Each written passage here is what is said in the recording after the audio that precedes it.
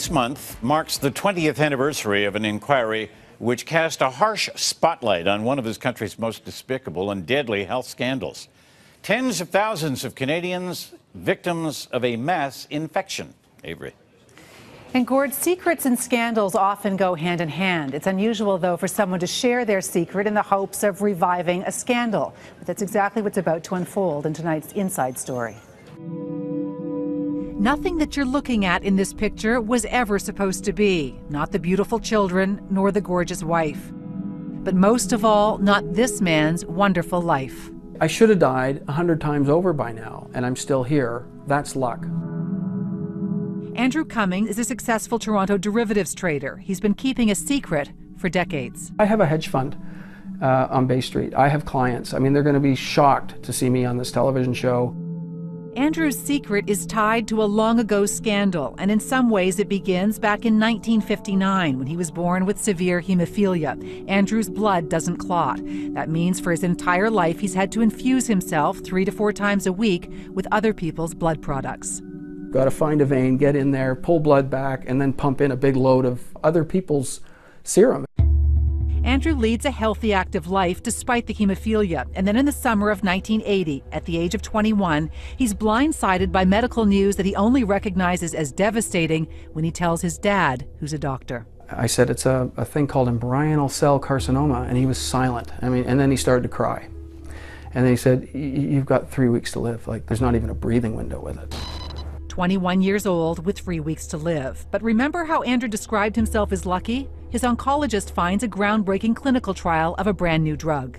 They gave me such a massive dose of it because when the new drug, they don't know how to dose it, so they give you every bit you can tolerate. You know, my weight went from 180 down to 120, bleeding eyeballs, bleeding noses. Incredibly, not only does Andrew survive, but over the next few years, he thrives, getting a PhD in physics at MIT in Boston, falling madly in love with a girl. Andrew books his 5-year cancer check with a romantic plan. It was the 20th of December, 1985. The day started with a visit to the cancer clinic. Andrew plans to pop the question to his girlfriend if he's deemed cancer-free. I'd prearranged to have a ring put together. The news is doubly good. The cancer is gone, and the girlfriend said yes. That afternoon, with his new fiancée in tow, Andrew deals with his other medical issue, the hemophilia.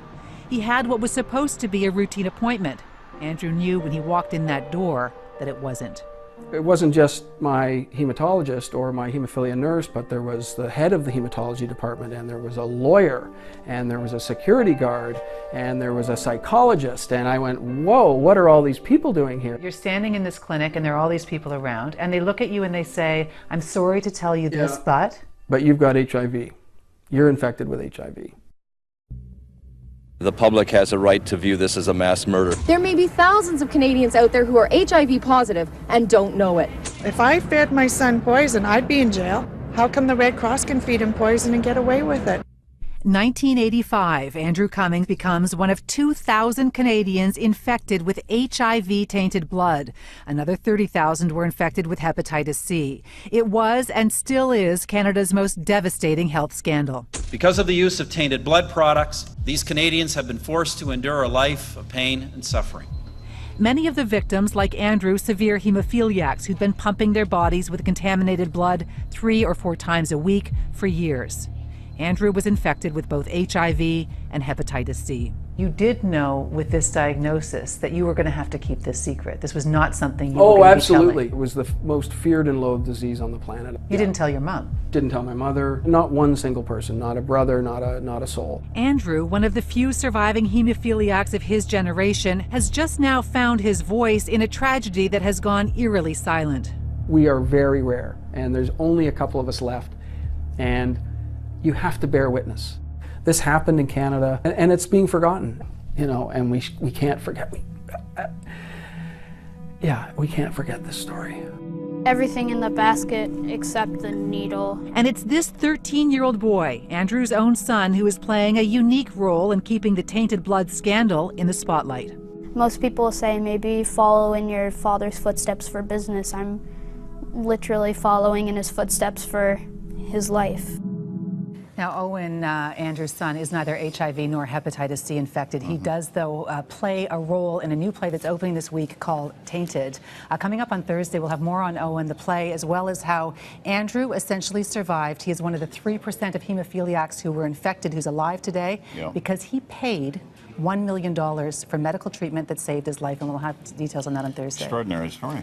He's one of only 3 still surviving. 97% of all the hemophiliacs, and Andrew describes it as a holocaust of hemophiliacs because they essentially wiped out an entire illness because these people were being transfused with HIV-infected, Hep C-infected blood. I think it's the fear from that original horrible event that still impacts blood service today. I think there's still people who remember that and are reluctant somehow to either give or receive from the Canadian Blood Service. Here's the really interesting thing, and it's one of the reasons why Andrew is speaking out as well, as the fact that his son is in this incredible play.